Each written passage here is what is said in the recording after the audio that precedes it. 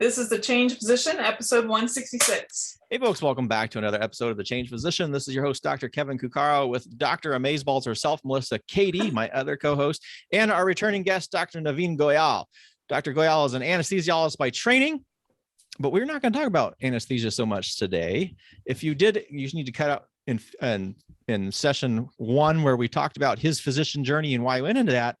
But this episode, I want to focus on what he is doing now. For those of you who don't know, Navin was one of my junior residents when we were in training, and I was going through, I don't even know what I was looking at, and this video popped up.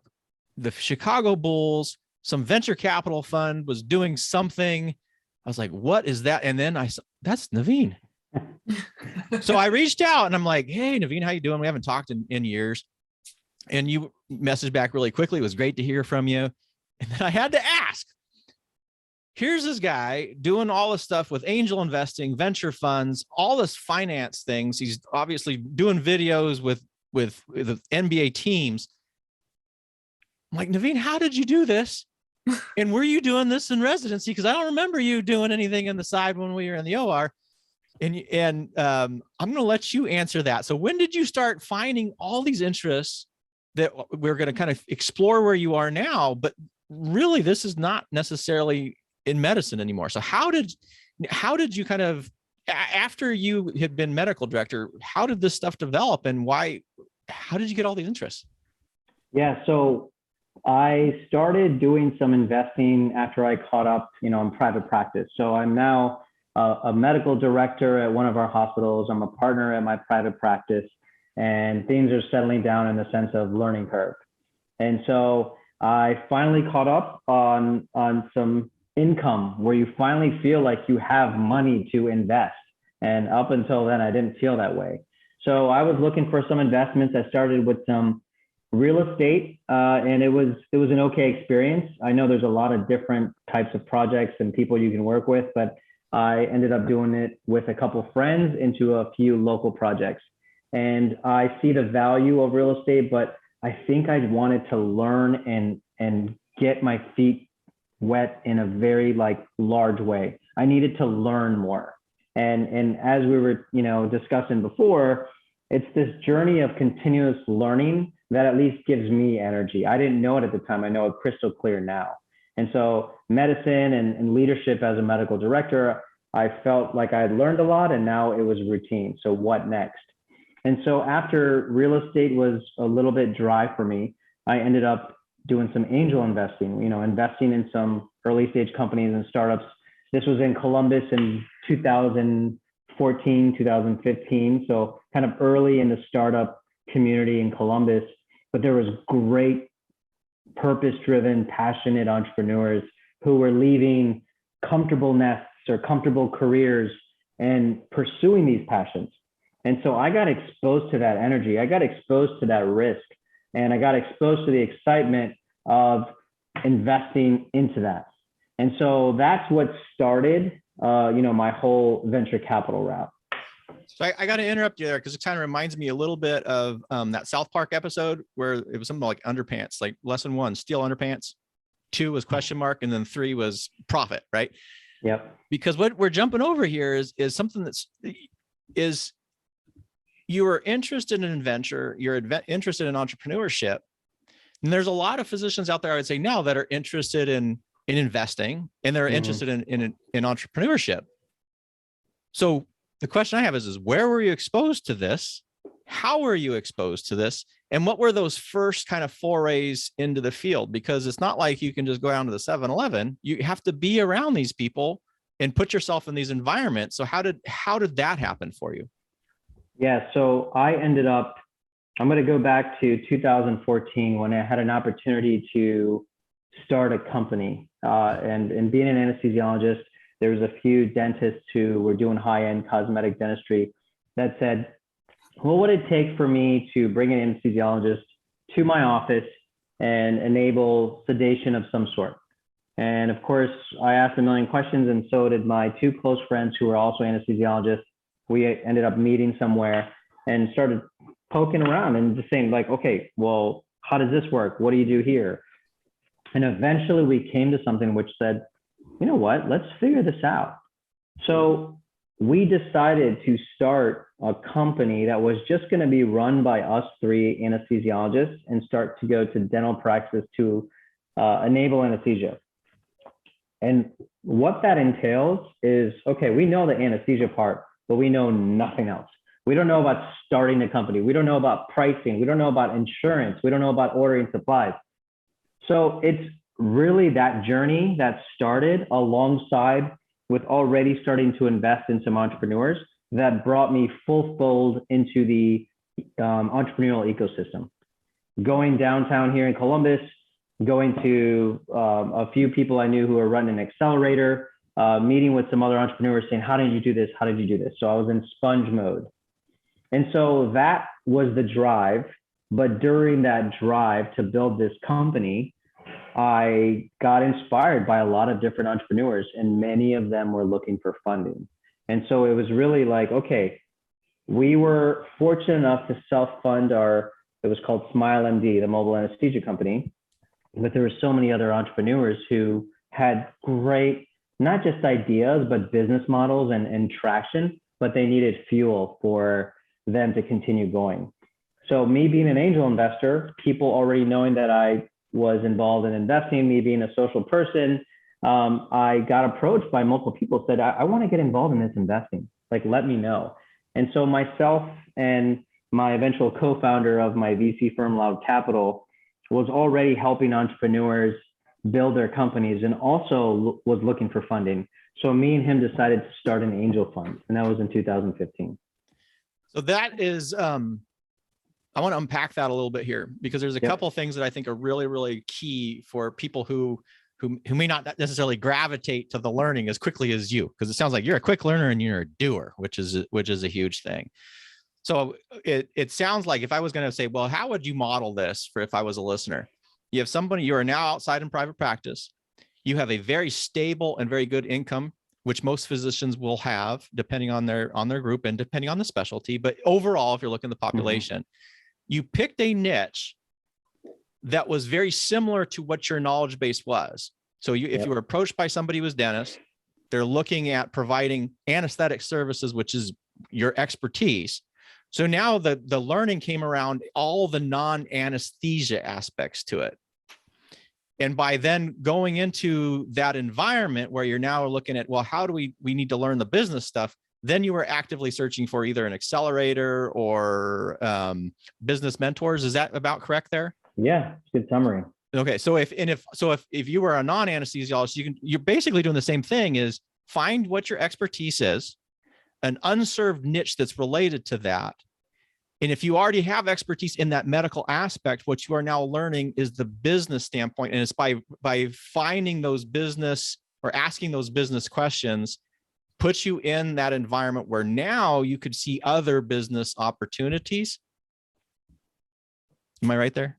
I totally agree. And I would say I was a curious person, and I was a person who was of action. So I would say that same question by those one or two dentists that would approach someone else, there would be plenty of people who would say, that's, we don't go to offices. We don't go to dental practices. We just don't do that. We don't do. Mm-hmm. And I would just say, dig in a little bit, learn. And what we learned was the dental offices just needed a lot of access to anesthesia, but there weren't a lot of options out there. So, that's at least what excited us. There is an opportunity here. And we did think that this was going to potentially be big. I mean, it wasn't like, let's just start this small thing, but we did feel like there was something there. Yeah, I mean, that's very much an entrepreneurial mindset, is to think, where can I be of value, or what's the need, and then serving the need versus someone thinking, well, this is just not what we do, and then back off, or fear or anxiety or lack of knowledge or expertise and the medical parts. And something I can relate to and understand. But you definitely, there's definitely an entrepreneurial spirit to you to dive into that. Yeah. Well, and it also makes me think of, physicians are looking at side gigs or side businesses, are interested in investing. And one of the advantages that we have is capital. Like this is really what it comes down to. We're in a safe, relatively safe position where, yeah, we're busy, but we have funding to pursue these interests, which is a little bit better than I would say, the total bootstrap entrepreneur who may not have any sort of fallback funds that they're trying to raise money on. So did you find that having a position with your group and having that stable income that provides you an advantage, like a strong advantage over, say, just someone who was a pure entrepreneur, or was it a disadvantage because the opposite could be, say, it was too safe and so you weren't willing to take risks? Yeah, I mean, I think there's multiple ways you can look at it, but one thing I knew was that I was probably 35 years old at that time. And so that sounds young, but there are also entrepreneurs who start in, their late teens or 20s. And so I was this physician adult with, a great job that I worked so many years for. And so to pursue something different and to put energy into something different could be looked upon as a disadvantage. I looked upon it as this foundation of stability, like you said, not just of having income at the time, but knowing that whatever crazy things that I would do, that's what goes in Navin's mind, I could come to something that will provide for my family. So I just think there's advantages and disadvantages to everyone's pathway. And those are the things that went through my mind. And did you find that your reasoning, other than fulfilling your curiosity and these seeing very high potential, was there any other, did you feel like you wanted to, because we trade our time for money. I mean, in anesthesia, you're a highly paid, in some cases, employee or partner, whatnot. But you're doing the manual work, essentially. Yep. Did you feel that little part of you wanted to free up time from anesthesia to create something else, or you were totally fine with keeping everything the way it was and just adding to?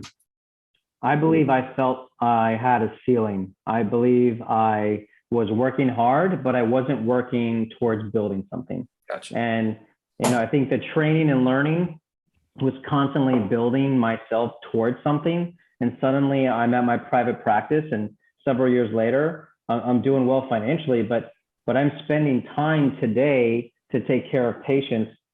That's not adding more time or building something of more value to me in the future. And that is the entrepreneurial mindset, is working hard whenever, but building towards something greater. And I can tell you, one of the things I like to tell our physician community is you have to be building something, whether that's with your investment portfolio, whether that's putting in time to do other things. Otherwise, you can be a highly paid laborer in a system that doesn't respect the amount of years you put in. And that's crystal clear to me right now. And I'm very open about that. But when people are feeling burned out or unfulfilled, many times it's because they're doing the same thing 10 years later that they were doing, and some of them are getting paid less. That is not how the world works outside of medicine. And, you don't deserve that. And so what do you do about it? And I feel like I was feeling that. I couldn't put that into words, but I felt like there was a ceiling on me. Excellent. So your partner then, so you started SmileMD and you start growing that and start learning the business side. For Loud Capital, for venture, could you kind of talk about that a little bit more? Like who, your partner that you started with, why you started with it, and kind of your initial experiences there? Because as I said, I think I opened this episode with this is all new and all learning, and you can see that you've embodied it, but you had to learn sort of this other field. You had to learn this other field somewhere. It's like you didn't just osmosis or something. So when I was angel investing into a couple of companies and I got to meet the entrepreneurs, got to know the entrepreneurs, I started just trying to be a sponge too. Like, why did you get into this? What is ahead of you? How did you get your first customer? And I just became a sponge. And what I realized is just by asking these questions and having these discussions, they were explaining it and learning and brainstorming along with me. It wasn't like this finite answer, like in our academic books, so this is the answer. And so I feel like I was bringing value and I was getting more confident in that world. And when people were asking me, hey, Navin, I see that you're investing. I see that you just started SmileMD last year. Let me know if there's other startups or companies you're going to invest in or look at. So I started becoming a trusted source for investing. And one thing I knew was I loved to talk about it. I loved when I met a new company or a new person, I would come to work the next day and I would just not stop talking about it. I'd be like, did you know that there's a company and a person that's like solving this problem? I wouldn't be talking about the 5 patients that I just did yesterday, and the last one was a wreck and it stressed the hell out of me, and I came home and I was in a bad mood and blah, blah, blah, blah, blah. No, I was talking about, did you know that this is what I did after that wreck? I went downtown and I met this person. And so it was like positive energy for me. And so people felt that, people wanted to invest. And so myself and Darshan, who's my other co-founder, serial entrepreneur, I knew him back in the day from undergraduate, more socially. But when he was involved in this accelerator helping businesses, I was going to be an advisor on there for a while to, again, be a sponge and meet more entrepreneurs. And we kind of just talked about what we really want to do. And he's like, you're driving down from the hospital. I can see that you're very interested in this. I can see that SmileMD has a lot of potential and that you're helping build it. What else do you want to do? And I said, there's a lot of these great companies that need funding, and I have people at the hospital coming up to me. So we decided to start an angel fund, which is, intaking capital and money from investors and investing in different companies. And so one of the things that you mentioned was like, how did you learn this so quick? It really is one of those things where people trusted judgment of me and intention. And going back to intention, it's like, is Navin a trustworthy person? He's not here to take my money and just be irresponsible. Because I can tell you, one thing I'm known for is just being responsible. I'm energetic, I do some crazy stuff, but I'm a pretty straight arrow. And so we were able to raise some capital and invest in different companies that we felt were doing big things and solving real problems, not just taking money away from another company. It was actually like, hey, I'm trying to make hydrogen energy more economical for the future. And I'm working on this, idea and craziness. And these are some of the obstacles that I have in front of me. And so myself and Darshan would say, how can we help knock obstacles away to help mitigate the risk from us as an investor and help you get success, which everyone wins. And so that's where the name Loud Capital came from, is loud and active investing, where you see a lot of angel investment groups or even VCs who invest and kind of place bets and hope for the best. But there's actually a lot of obstacles you can help knock down side by side. That seems fascinating from a standpoint of I come from a medical background predominantly, and there's these opportunities that are not medical per se.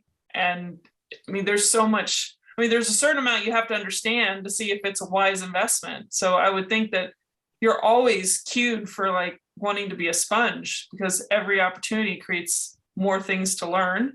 And I just think there's so many layers where you have to feel comfortable with those investments. And obviously you have probably those things in place, but I assume there's a lot of things that you have to reach out to better understand these other areas that are not medicine.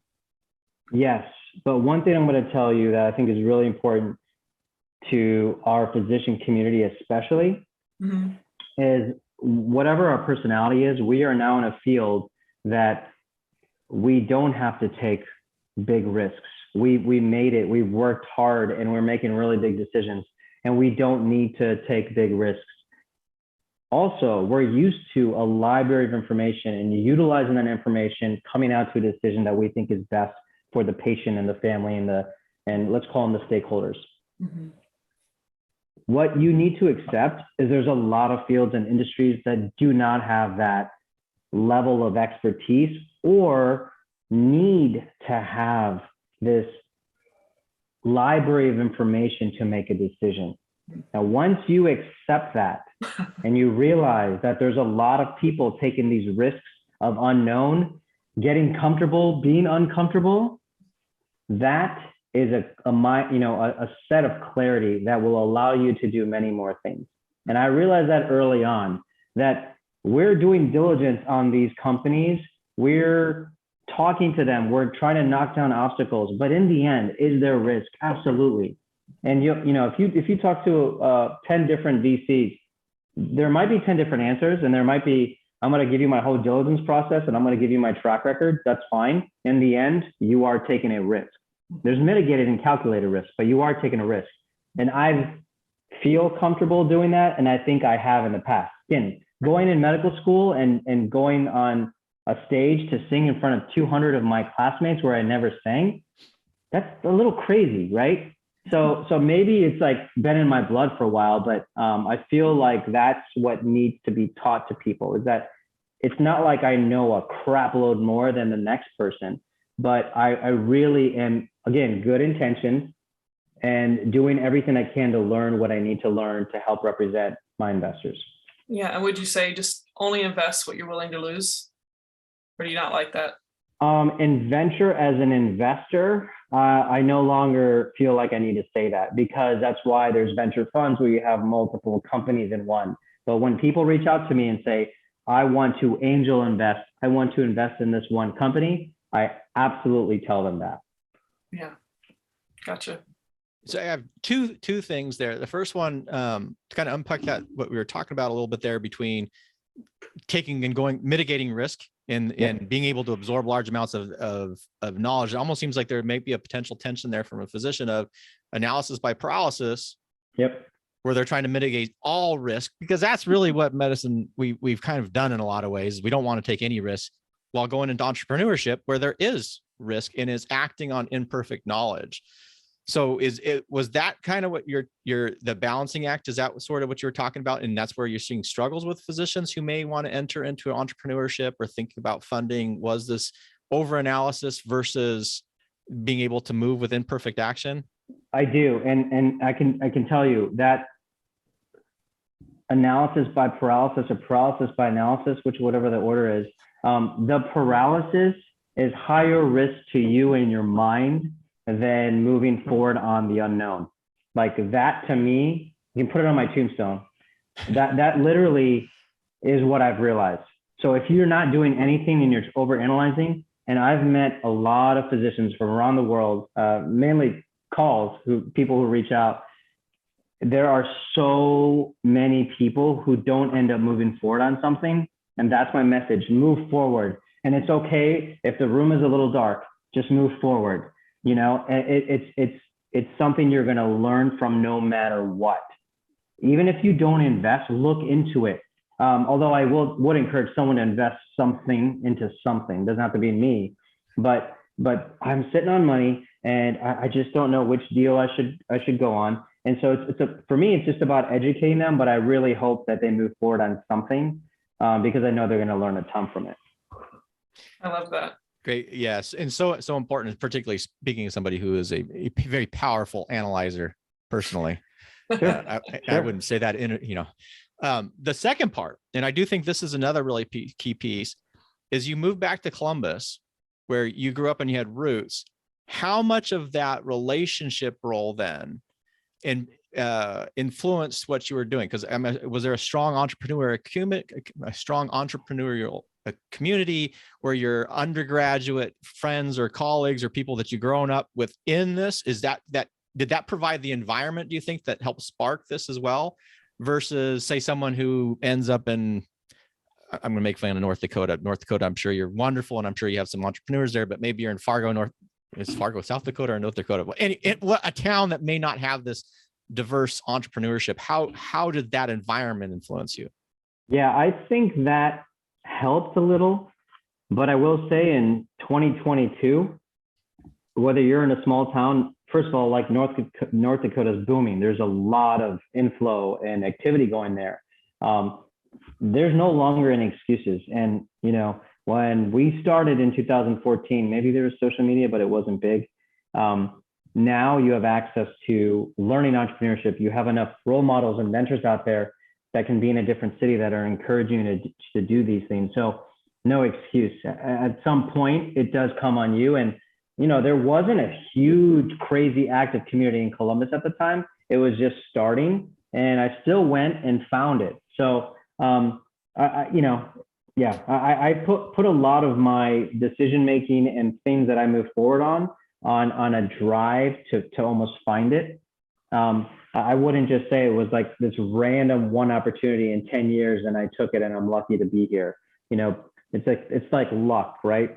Luck is putting yourself in a place of opportunity and people can call you lucky. And so if that's your definition of lucky, I'm lucky all day, but I've been putting myself out there.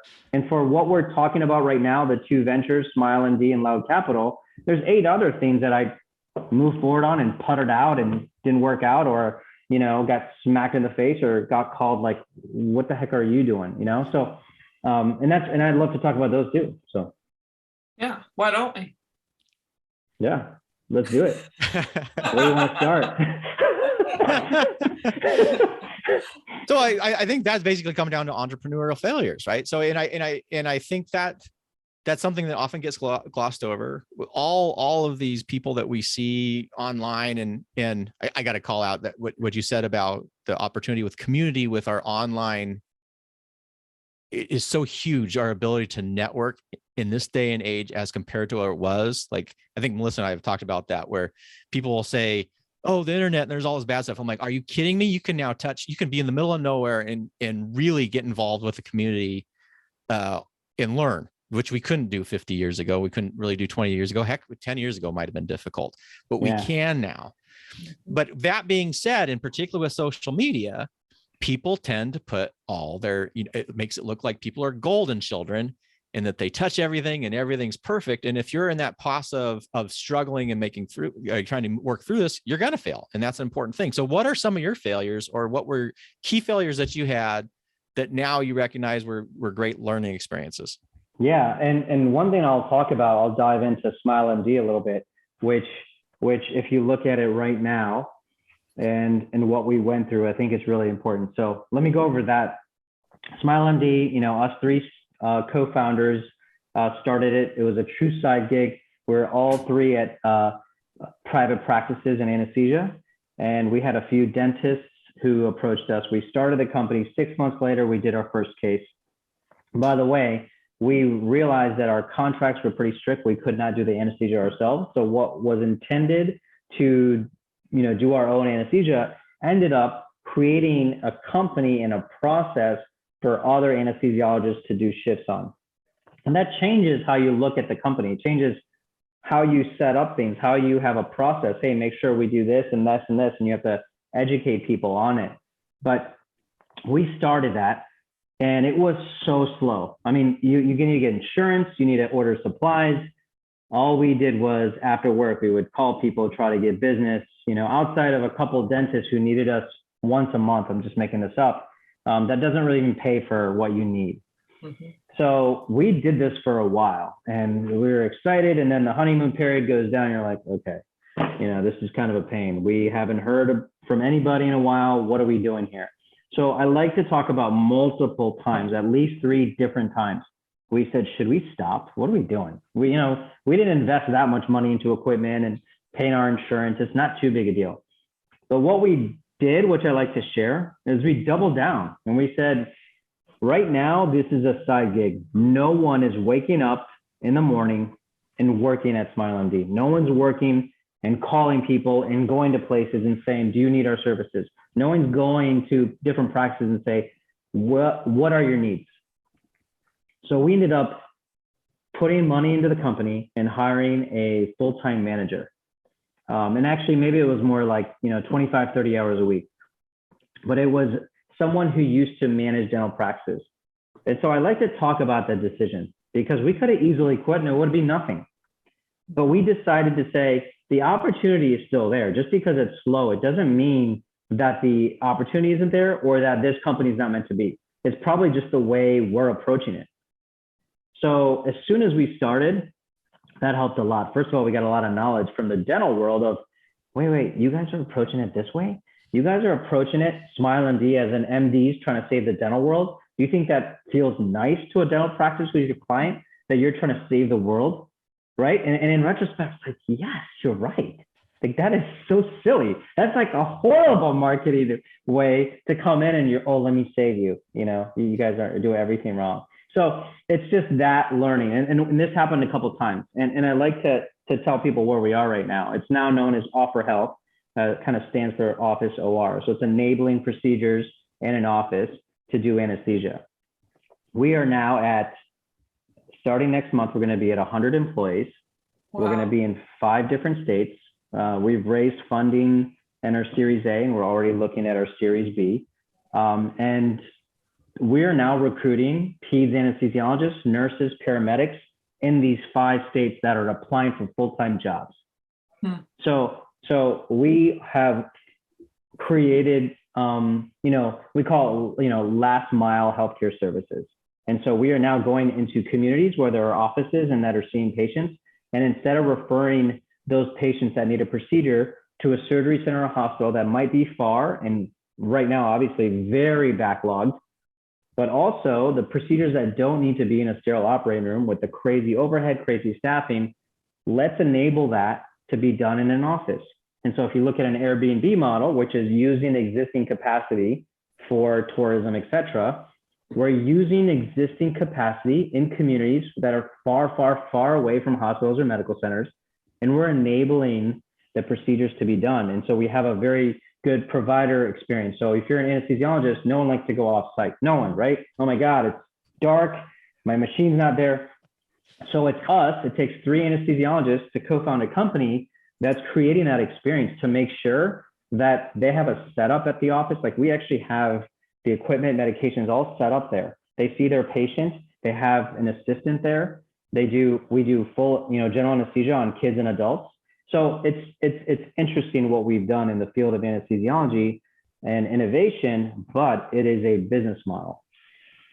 And it started from your experiences with SmileMD, I think, which is also a key thing to remind, is that initial venture could have seemed like, oh, this was you recognize that there was still a problem. And I want to, for the people who are not anesthesiologists, this off-site anesthesia is a big deal. And what we sort of glossed over, because we know it, is the fact that dental sedation has killed people, and the fact that off-site anesthesia has a potential to be very, very dangerous. So I love that you guys have recognized, you took your expertise that may not necessarily been well known, and have really developed this model then with this company where you are now solving that niche and providing a valuable service. I mean, were you doing this before pandemic, or did the pandemic accelerate this whole process?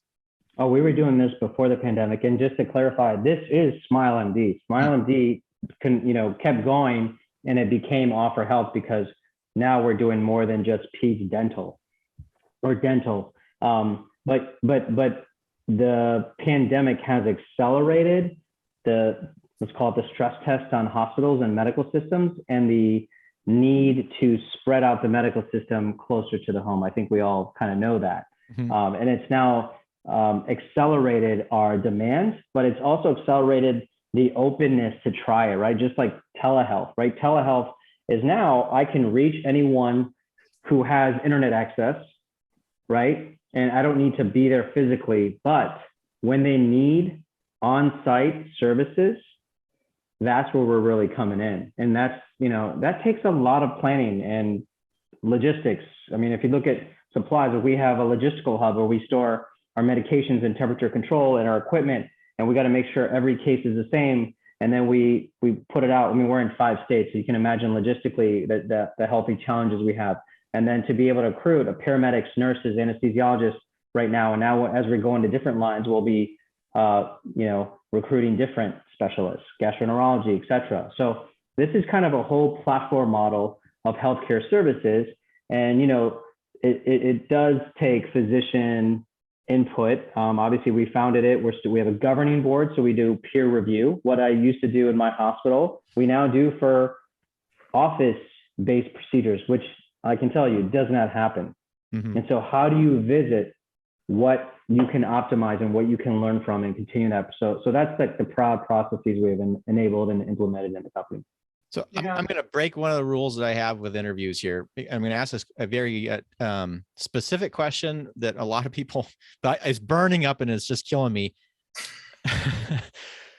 For this offsite anesthesia, then, How is it that you are optimizing the environment for the anesthesiologist or anesthesia provider? Because it is an extraordinarily stressful environment. And now we're doing this platform Airbnb model, and having been, obviously, we've all had experiences where you were in less, I don't even want to say less than ideal, like terrifying environments. How are you standardizing this for offsite? That's a great question. So many times on offsite, it's inconsistent. So maybe it's an old machine that sits somewhere. Many times you're alone as the anesthesia provider. So you don't have someone from your team helping you. It's usually someone from that department, if anyone, right? And then the third thing, a lot of times you don't have clarity since it's a new spot. You're like, okay, when we recover the patient, where are we going? What should I have? Half the time it's not stocked. So now imagine walking into, let's just call it, let's say the dental procedures. And there's offices everywhere in the different states. You go to an office and you show up, and there's a paramedic and a RN there, and that RN is going to recover your patients. That is a person you've worked with before, and that's a person who is from the same company, right? So you have the same goal, and the goal is to safely anesthetize these children today and recover them and get them home safely. And you also have a paramedic who has set up everything and is also helping you from placing IVs to having an extra hand. Again, all for you, anesthesiologist, right? You also have medications and machine and supplies in the same exact form as you did 2 days ago at a different practice in a different town, let's call it. So standardization, and you also have this staff where if something is you have a question about, hey, I have a question on this, you're not alone. You're not asking the practice's assistant, hey, can you find out if I have this? And then the third thing, that, there's dental, I'm not going to pick on dental practices. There are many offices that have different standards, that have different backup equipment or medications, right? We've walked into dental practices and other offices who've had expired backup medications. You can't use those. Like literally expired for a couple of years. So that's you take out all of that. So you're not changing the physical space, but you're helping encourage a flow that is safe for the patient, is good for you as an anesthesiologist who's type A and wants to know 3 steps ahead. And then you also have people around you from the company that represents your mission. I don't know if that helps answer some of the questions. Well, no, it doesn't. I think the key thing is the standardization. It sounds like you've developed a set of protocols such that you have similar staff, similar training, that you're providing the equipment, that when the equipment is set up is the same. And again, for people who are anesthesiologists, this is the terrifying thing about walking into an environment, is because so much of what we do is muscle memory. And so much of it of delivering anesthetic care is being able to find something, what you need very, very quickly. And you know it because it's the same thing every time. And a lot of these offsite things are just like it's the lack of standardization. So I'm just like, man, this is brilliant, Navin. You've taken a process and provided standardization so that you can reproduce this in multiple offsite locations. But for the person stepping in, it may be a different geographic location, but the environment is the same. Yeah, and I'm telling you, we have peds anesthesiologists that are working at top centers who have this experience. One thing we're very open about is healthy criticism, like tear this apart. What do you need? And so, look, we started this in 2014. We're now in our 8th year. We've learned a lot. And so when an anesthesiologist, now we have people flying from different states that come in, look at our headquarters, meet people, then they watch a case day and they say, that was impressive because we've seen this and that in the office. And I used to do office anesthesia and I never had this. So it's really about learning and implementing, and being anesthesiologists, that's what we do. The other thing is to be able to report, right? So if I'm an anesthesiologist, I've been doing shifts for a long time and I go to this one office and you know what? I was missing this and I feel like the flow wasn't good. We now have a very good incident reporting system. So we see that live into our platform, right? Because a lot of it is also like full circle. It's like you can have a day, things were safe, but could have been way better. And so it's about getting that information from those providers. And the paramedics, the nurses, the same thing. Hey, I was recovering this patient and I wondered why we don't have this.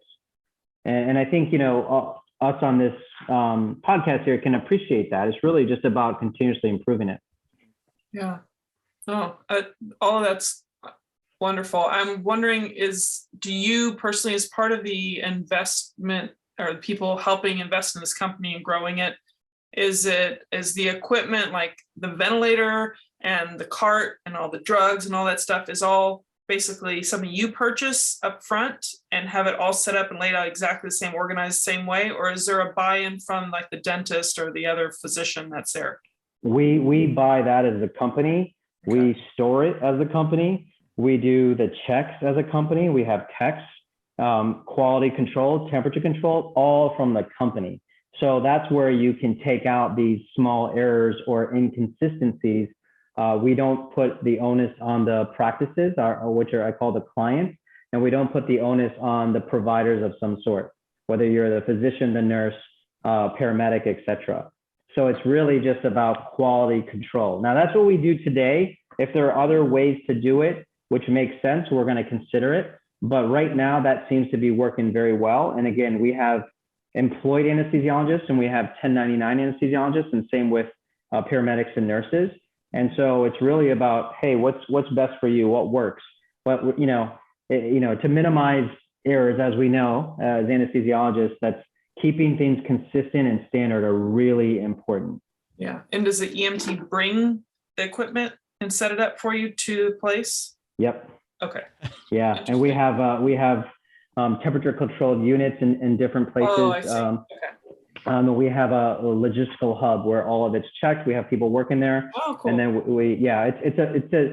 it's a system I'm very proud of. Again, 8 years later, I like to talk about where we started and where we are right now. But where we are right now is very, we have a lot of people thinking about this 24/7. Very nice. Impressed. So awesome. Yeah. Thank you. So let's just explore the venture capital a little bit while we have some time here. I'm going to apologize for everybody who's not anesthesia, but if you have not listened to that and thought about what your own specialty is, because this is domain specific knowledge, right? Yeah. And this is one of the wonderful things that we have as physicians and what we practice is each of us has these pieces that no one else is looking at, that are maybe unaware of. We're thinking, offsite is I live from the entrepreneur standpoint. From offsite anesthesia, like you said when we started, as an anesthesiologist, is typically a freaking nightmare. Nobody wants to do it. The entrepreneur, though, like you, looks at it and goes, "This is a nightmare. That's a problem to fix." Yeah. So another specialty could do that too. What are the nightmares for your specialty? And then start thinking, how would I fix them? And that would be an easy path to at least start your entrepreneurial brain going. So how are you taking your entrepreneurial brain now as a physician and applying it with Loud Capital, like where you're going in and looking at opportunities? Yeah. And so, continuing the solving problems aspect, what I see in the world of startups and even venture capital and investing in different companies, I get very excited and I care about people and companies that are solving real problems. And so you could have something that, let's call it an app that just entertains me, but doesn't really add value or educate, okay? I don't get that excited about it, even though the market share is going to be huge and there's going to be, the 100 million kids that are over here addicted to this app, they're going to be addicted to this app and you're going to make a crap load of money. And people go for that, to each his own. What I get excited about is, hey, this app is actually going to educate them while they're entertained a little bit. But guess what? We've already shown that they can learn this, this, and this. So it's really about adding value to people. It's not about taking market share and just getting more users on. It's like, how can you positively influence and help people and impact people? And so the bridge of physician world to venture capital, which is what I pretty much am a bridge and I like to talk about, is the physician ethics and foundation that I have carries over into our investing philosophy of investing and supporting and mitigating risks and knocking obstacles out from people that are solving real problems. And one thing I'll tell you right now, there are a lot of problems. Here's an example real quick. Look at SmileMD. So we're talking from, let's say, a anesthesia perspective and going into a safe environment. we are taking care of kids in Ohio who have dental disease and need dental extractions from the age of 4 to 10, let's call it. Their wait here in Ohio is 9 to 12 months to get into a surgery center or a hospital. And we're in Illinois, so in the city of Chicago, where we train, Kevin, 22 to 24 months. Oh, wow. Okay. Now think about it. One thing I didn't know as an anesthesiologist working 13 years in my hospital, I had no clue that there were so many kids, and of course adults, that were not even getting access to the operating rooms that I worked in. And so it's like opening your eyes. And one thing I can tell you from this aspect is physicians, as they go into, many of them in their clinical careers, into their offices or into their hospitals, there's so many problems that need to be solved, even when it comes to focal healthcare and health problems and preventative disease, that we could use those physicians' expertise. So how do you use a physician's mindset and brain and apply it more broadly outside of just your clinical job? I haven't figured that out yet, but I really like to talk about it because I think that's how physicians can feel like they're fulfilling different buckets and using their brain in different ways. But also society is benefiting from all this training that we've been doing with these good intentions. My brain is like going right now. Like my wheels are turning. Like you're speaking to me. I don't know why. Yeah. No, I think you hit the nail on the head. I mean, you know what the ethos is of, like, you know, a physician, and that there's this desire to make a difference, but we're not completely aware of really where the problems are outside the realm we're within. I think that expansion of your mind and that creativity that you can, you know, pull out of you to help address and solve those things is awesome. So if physicians were drawn to some of these things that you are, you know, presenting as opportunities for that, how does that all work?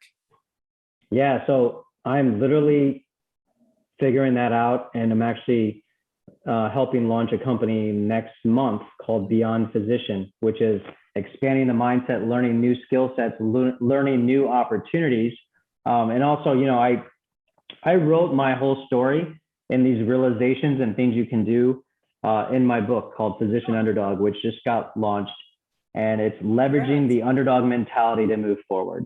And it's using this mentality of I feel stuck, I feel burned out. And Physician Underdog is the name, and it's, you know, it kind of an oxymoron to people outside the world, because you're kind of like, wait, you're a physician, so why would you be in an underdog position? But if you're a physician, you know exactly what I'm talking about. And so this is for literally anyone out there who's ever felt stuck or feeling stuck.